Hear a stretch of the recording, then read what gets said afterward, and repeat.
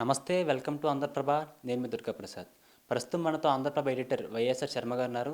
ఈరోజు ఎడిటర్స్ టైంలో రాజకీయాల విశ్లేషణ గురించి సార్ నుండి తెలుసుకుందాం. సార్, గతంలో కేసీఆర్ ప్రభుత్వంలో సమగ్ర కుటుంబ సర్వే అని ఒక సర్వే తీసుకొచ్చారు. ఆ సర్వేలో మొత్తం అన్ని ప్రాబ్లమ్స్కి సొల్యూషన్ ఇదే అని చెప్పేసి అప్పుడు సర్వే పెట్టారు. ఆ సర్వేలో అందరూ మొత్తం ఊర్లు పట్టుకుని ఊర్లోకి వెళ్ళారు. ఇదిలా ఉంటే అదే తరహాలో ఈరోజు ప్రజాపాలన అనేది ఒకటి తీసుకొచ్చారు సార్. ఈ ప్రజాపాలనలో అది సమగ్ర కుటుంబ సర్వే అనేది ఒక రోజే, ఇది 10 రోజులు. ఇందులో కూడా ఇదే 10 రోజుల్లో మొత్తం అన్ని ప్రాబ్లమ్స్కి అన్నిటికీ ఒకటే దరఖాస్తు పత్రం అని చెప్పేసి పెట్టారు. ఇది ఎంతవరకు ముందుకెళ్తుంది? దీని మీద మీ విశ్లేషణ ఏంటి సార్? ఇప్పుడు తెలంగాణలో కొత్త రాష్ట్ర ప్రభుత్వం అధికారంలోకి వచ్చింది, కాంగ్రెస్ ప్రభుత్వం. సో కాంగ్రెస్ ప్రభుత్వం అధికారంలోకి వస్తూనే కొన్ని హామీలు ఇచ్చింది. ఆ హామీలన్నీ నెరవేర్చాలంటే దానికి ఏదో ఒక ప్రాతిపదిక ఉండాలి, అది ఏ ప్రభుత్వానికైనా సరే. ఇప్పుడు రేవంత్ రెడ్డి గారి ప్రభుత్వం వచ్చిన తర్వాత 2 హామీలు మేము ఆల్రెడీ అమలు చేశామంటున్నారు. అది ఒకటి, బస్సుల్లో మహిళలకి ఉచిత ప్రయాణము. దానికి ఏమీ ప్రాతిపదిక అక్కర్లా, మహిళలైతే చాలు. దానికి ఏంది, ఈ బీపీఎల్ పరిధిలో ఉండే మహిళలకే ఉచిత బస్సు ప్రయాణం అని షరతేమీ లేదు. అట్లా వాళ్ళు అమలు చేసిన 2 పథకాలకు కూడా ఎటువంటి ఆంక్షలు ఉండాల్సిన అవసరం లేదు. అది జనరలైజ్డ్ హామీలు కాబట్టి అవి 2 ఆల్రెడీ అమలు జరుగుతున్నాయి. ఇక ఎటొచ్చి మిగిలిన 4 హామీలు అమలు జరగాలంటే దానికి ఒక ప్రాతిపదిక ఉండాలి. ఆ ప్రాతిపదిక ఏంటంటే బిలో పావర్టీ లైన్ ఎలిజిబిలిటీ, దారిద్ర్య రేఖకి దిగువన ఉన్న వాళ్ళకి మాత్రమే ఇటువంటి సంక్షేమ పథకాలు అమలు జరుపుతుంటాయి ప్రభుత్వాలు జనరల్గా. సో ఆ దారిద్ర్య రేఖకు దిగువన ఉన్నవాళ్ళు ఎవరు అని గుర్తించాలంటే కంపల్సరీగా రాష్ట్రంలో ఉన్న ప్రతి ఒక్క కుటుంబ వివరాలు అనేవి కావాలి. సో అందులో భాగంగానే నిన్న రేవంత్ రెడ్డి గారు ఆ దరఖాస్తు ఫారాలు రిలీజ్ చేశారు. రిలీజ్ చేస్తే వాటిని వాళ్ళ నుంచి రాష్ట్ర వ్యాప్తంగా కింద స్థాయి, మండల స్థాయి దాకా అధికారులు మీటింగులు పెట్టి ఆ దరఖాస్తు ఫారాలని నింపే కార్యక్రమాలు చేస్తున్నారు. ఎవరికి వాళ్ళు విడివిడిగా దరఖాస్తు ఫారాలు నింపొచ్చు, లేదా వాళ్ళకి నింపడం చేత కాకపోతే అక్కడ కొన్ని కౌంటర్లు కూడా పెట్టారు, కొన్ని టేబుల్స్ పెట్టి అధికారులను అరేంజ్ చేశారు. ఆ అధికారులు వాళ్ళ వివరాలు అడిగి తెలుసుకొని ఆ దరఖాస్తు ఫారాలు ఫిలప్ చేస్తారు. సో ఆ దరఖాస్తు ఫారాలు ఫిలప్ చేయడం ద్వారా ఏమవుతుంది అంటే రాష్ట్ర వ్యాప్తంగా ఉన్న ప్రతి కుటుంబం యొక్క వివరాలు తెలుస్తాయి. కుటుంబంలో ఎంతమంది ఉన్నారు, మహిళలు ఎంతమంది ఉన్నారు, పురుషులు ఎంతమంది ఉన్నారు, పిల్లలు ఎంతమంది ఉన్నారు, వాళ్ళ వయసులు ఎంత, వాళ్ళలో సంపాదిస్తున్న వాళ్ళు ఎంత, వాళ్ళ ఆర్థిక స్థితిగతులు ఏమిటి, వాళ్ళ పొలము పుట్ర వ్యవహారాలు ఏంటి, ఈ డీటెయిల్స్ అన్నీ తెలుస్తాయి. అంటే ఒక రకంగా ఆ దరఖాస్తు కుటుంబ సర్వే లాంటిదే. ఇది కూడా ఒక రాష్ట్ర వ్యాప్తంగా ప్రభుత్వ పథకాలకి అర్హులైన వాళ్ళు ఎంతమంది ఉన్నారు అనేది తెలియజేస్తుంది అనమాట. సో అందులో భాగంగా ఇది మొదలుపెట్టారు. సో ఇది కనుక అయిపోతే అప్పుడు ఈ సమాచారాన్ని క్రోడీకరించిన తర్వాత అసలు సంక్షేమ పథకాల అమలు అనేది తెర మీదకి వస్తుంది. ఇప్పుడు రేషన్ కార్డులు, తెల్ల రేషన్ కార్డులు, గతంలో ఈ తెల్ల రేషన్ కార్డులు ఒక స్థాయిలో ఆగిపోయినాయి ఇవ్వటం. కానీ దరఖాస్తుదారులు అయితే దాదాపు 10 లక్షల మంది దాకా ఉన్నారని మనకు తెలుస్తున్నది.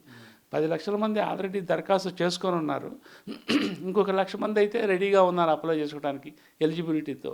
సో ఇవన్నీ కూడా మరి వాళ్ళని కూడా ఈ లబ్ధిదారులు దానిలో జాబితాలో చేర్చాలి కదా. సో వాళ్ళందరికీ కూడా ఇది ఒక సదవకాశం అనమాట. ఏంటి, దరఖాస్తు ఫారాలు కనుక పూర్తి చేసి ప్రభుత్వానికి సబ్మిట్ చేస్తే వాళ్ళు ఈ అర్హుల్ని, లబ్ధిదారుల్ని ఫైనలైజ్ చేసి అప్పుడు ఈ పథకాలను ఇంకా వాళ్ళకి గవర్నమెంట్కి రేవంత్ రెడ్డి గారి దగ్గర నుంచి మంత్రులందరూ ఏం చెప్తున్నారు, మా మిగిలిన పథకాలు అమలు చేయడానికి ఇంకా 100 రోజులు టైం ఉంది అని చెప్తున్నారు. సో ఈ దరఖాస్తు ఫారాలు ప్రాథమికంగా తీసుకొని వీటిని వడపోసి డీటెయిల్స్ని క్రోడీకరించిన తర్వాత, మదింపు చేసిన తర్వాత అప్పుడు జాబితా తయారైతే అప్పుడు ప్రభుత్వ పథకాలని అమలు చేయడానికి ప్రభుత్వానికి ఆస్కారం లభిస్తుంది. అయితే గతంలో కూడా కేసీఆర్ ప్రభుత్వము కుటుంబ సర్వేని ఒకటి నిర్వహించింది. అప్పుడు వాళ్ళు ఏంటంటే ఇంటింటికి అధికారులు వచ్చి, ప్రతి ఇంటికి వచ్చి కుటుంబంలో ఒక ఇంట్లో ఎవరెవరు ఉన్నారు ఏంటి ఆ వివరాలు తీసుకొని వెళ్ళారు. ఆ కుటుంబం గురించి మేము వివరాలు సేకరించామని చెప్పడం కోసం ఒక స్టిక్కర్ కూడా ప్రతి ఇంటి డోర్ మీద ఒక స్టిక్కర్ కూడా అంటించి వెళ్ళారు. ఆ స్టిక్కర్లు ఇప్పటికీ చాలా చోట్ల తలుపులు కనిపిస్తూ ఉంటాయి. సో ఆ తర్వాత 1-2 సందర్భాల్లో కేసీఆర్ గారు, ముఖ్యమంత్రిగా కేసీఆర్ గారు, మేమైతే అసలు రాష్ట్రం మొత్తం జనం స్థితిగతులను నేను తెలుసుకున్నాను, అవగతం చేసుకున్నాను. సో దాన్ని బట్టి టీఆర్ఎస్ ప్రభుత్వ నిర్ణయాలు ఉంటాయని కూడా 1-2 సార్లు చెప్పారు. అది ఎట్లా వాడుకోవాలో నాకు తెలుసు. దాని సందర్భాన్ని బట్టి, అవసరాన్ని బట్టి లబ్ధిదారుల ఎంపికని మేము బేరీజు వేసుకుంటామనే ఉద్దేశంలో ఆయన 1-2 సార్లు మాట్లాడడం జరిగింది. సరే, ఆ కుటుంబ సర్వేని కేసీఆర్ గారి ప్రభుత్వం ఏ స్థాయిలో దాన్ని వినియోగించుకుందో తెలియదు, కానీ మొత్తం మీద అప్పటి ప్రభుత్వానికి రాష్ట్రంలో ఎంతమంది బీపీఎల్ పరిధిలో ఉన్న కుటుంబాలు ఉన్నాయి, ఇటువంటి వివరాలన్నీ కూడా బీఆర్ఎస్ ప్రభుత్వం దగ్గర ఉన్నాయి. అయితే ఈ బీఆర్ఎస్ ప్రభుత్వం తర్వాత మళ్ళీ వచ్చిన కాంగ్రెస్ ప్రభుత్వము ఆ డీటెయిల్స్ని ప్రాతిపదిక కాకుండా తాము సొంతంగా, ఎందుకంటే వాళ్ళు ఇచ్చిన హామీలు కొత్త హామీలు, సో కొత్త హామీలు అమలు చేయడానికి పైగానేమో రాష్ట్ర ఖజానా చాలా కటకటలాడుతున్నది. ఈ నేపథ్యంలో దుబారా వ్యయాన్ని నివారించాలంటే, అనర్హులకి ఈ సంక్షేమ పథకాలు అందకుండా ఉండాలంటే లేటెస్ట్గా ఒక కుటుంబ సర్వే అనేది తీసుకోవడం మంచిదని ప్రభుత్వం భావించింది. అందులో భాగంగానే ఈ దరఖాస్తు ఫారాలు ఫిలప్ చేయించి తీసుకునే కార్యక్రమం మొదలుపెట్టారు. ఇది కనుక వన్స్ అయితే మళ్ళీ రాష్ట్రంలో అసలు బీపీఎల్ లబ్ధిదారులు ఎంతమంది ఉన్నారు ఏంటి అనేది తాజాగా వివరాలు వెల్లడయ్యే అవకాశం ఉంటుంది. సార్, ఇప్పుడు మీరు అన్నట్టు ఈ తెల్ల రేషన్ కార్డులు గత 9 ఏళ్ళగా ఒక తెల్ల రేషన్ కార్డు కూడా లేదు. అయితే ఇప్పుడు ఈ దరఖాస్తుల స్వీకరణకి ఈ రేషన్ కార్డు నెంబర్ పక్కా అని చెప్పేసి దాంట్లో ఉంది. సో మిగిలిన ఈ 9.5 ఏళ్లలో చాలామంది కుటుంబాలు ఎంతోమంది ఈ రేషన్ కార్డు కోసం అప్లై చేసుకున్న వాళ్ళు ఉన్నారు. మరి వాళ్ళ పరిస్థితి ఏమంటారు సార్? అదే ఇప్పుడు ఈ దరఖాస్తులు చేసుకునేటప్పుడు రేషన్ కార్డు రెఫరెన్స్ ఇవ్వాలి. రేషన్ కార్డు లేనప్పుడు ఏంటంటే రేషన్ కార్డు లేదు అనేది వాళ్ళు అందులో సమాచారం ఇస్తారు. సో అప్పుడు అందులో ఉన్న మిగతా డీటెయిల్స్ ప్రకారం అసలు వీళ్ళు రేషన్ కార్డుకి అర్హులా అనర్హులా అనేది ఆ దరఖాస్తును బట్టే బేరీజు వేసి మదింపు చేసి వాళ్ళకి రేషన్ కార్డు ఇస్తారు. అది పెద్ద సమస్య ఏమి కాదు. అది గవర్నమెంట్ కూడా అదే చెప్తున్నది. అందులో రేషన్ కార్డు లేకపోవటం అనేది ఒక అనర్హతగా భావించనక్కర్లేదు. మీ దగ్గర ఉన్న సమాచారాన్ని మీరు ఇవ్వండి, మేము బేరీజ్ వేసి మీకు ఏది అవసరమో అవి సమకూరుస్తాము. ఒకటేంటంటే రేవంత్ రెడ్డి గారి ప్రభుత్వం వాళ్ళ మాటలను బట్టి చూస్తుంటే చాలా లిబరల్గా ఉండాలనుకుంటున్నది.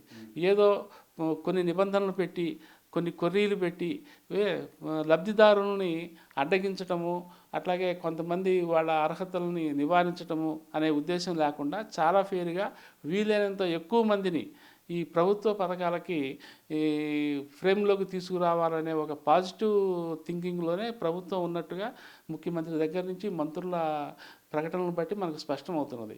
కాబట్టి ఏ అరకొర ఉన్నా సరే ఒకటి ఆ దరఖాస్తు ఫారం అయితే ఈ రేవంత్ రెడ్డి ప్రభుత్వానికి ఒక ప్రామాణికంగా మారబోతున్నది.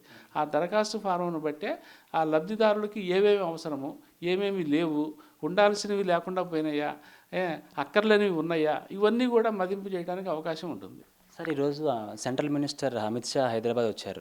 సో ఈ మీటింగ్లో పార్లమెంట్ ఎలక్షన్స్ గురించి కావచ్చు, ఇతర రాష్ట్ర రాజకీయాల గురించి కావచ్చు, ఎట్లాంటివి మాట్లాడుకుని ఉండొచ్చు, దాని మీద మీ విశ్లేషణ ఏంటి సార్? ఇప్పుడు మన అమిత్ షా గారు హైదరాబాదు ఎందుకు వచ్చారంటే కేవలం లోక్సభ ఎన్నికలకి తెలంగాణ బీజేపీ పార్టీని యాక్టివేట్ చేయడం కోసం వచ్చారు. మొన్న జరిగిన అసెంబ్లీ ఎన్నికల్లో బీజేపీ వాళ్ళ దృష్టిలో అనుకున్నంతగా రాణించలేదు. కొంతమంది దృష్టిలో 8 సీట్లతో బాగానే పనితీరును మెరుగుపరిచింది. ఇట్లా రకరకాల అభిప్రాయాలు ఉన్నాయి.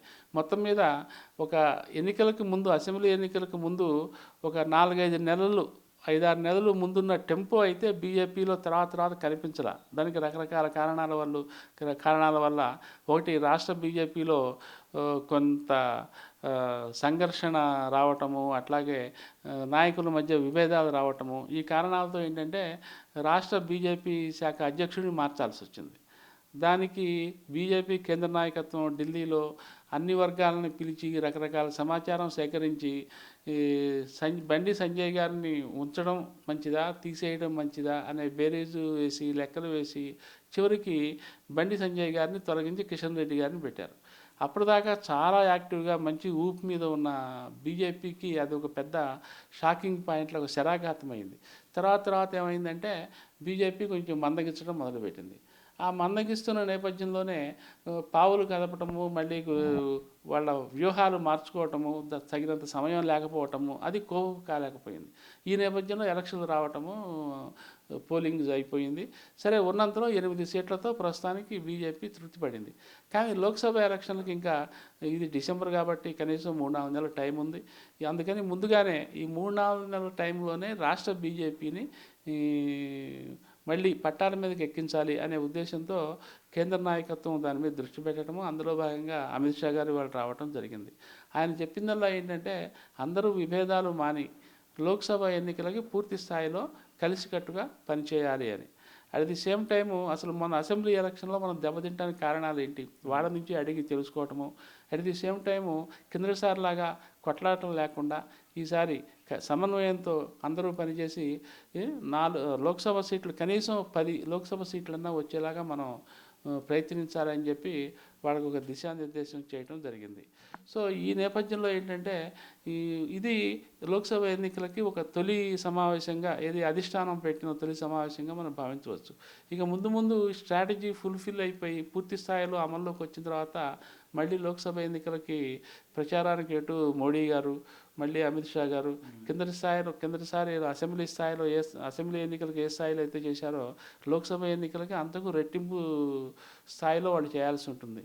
ఎందుకంటే ఢిల్లీలో కేంద్ర ప్రభుత్వ పగ్గాలు మళ్ళీ తమ చేతుల్లోనే ఉండాలని చెప్పి మోడీ అండ్ అమిత్ షా ద్వయము చాలా పట్టుదలతో ఉన్న నేపథ్యంలో తెలంగాణనే కాదు, అసలు ఏ రాష్ట్రం నుంచి అయినా సరే మ్యాక్సిమం వీలైన ఎక్కువ సీట్లు సంపాదించాలి, ముఖ్యంగా 400 సీట్లు సంపాదించాలనేది వాళ్ళ లక్ష్యం.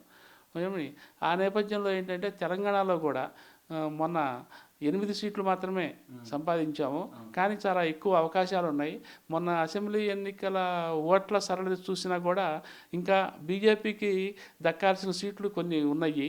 అవన్నీ అధ్యయనం చేసి మనం కనీసం 10 లోక్సభ స్థానాలని సరే సంపాదించాలని అమిత్ షా గారు రాష్ట్ర బీజేపీ నేతలకి చెప్పినట్లుగా మనకు తెలుస్తున్నది. Thank you sir. చూశారు కదంటే ఈరోజు ఎడిటర్స్ టైంలో విశ్లేషణ. మరో విశ్లేషణతో మళ్ళీ కలుద్దాం. కెమెరామెన్ హరితో దుర్గాప్రసాద్, ఆంధ్రప్రభ డిజిటల్, హైదరాబాద్ నుంచి.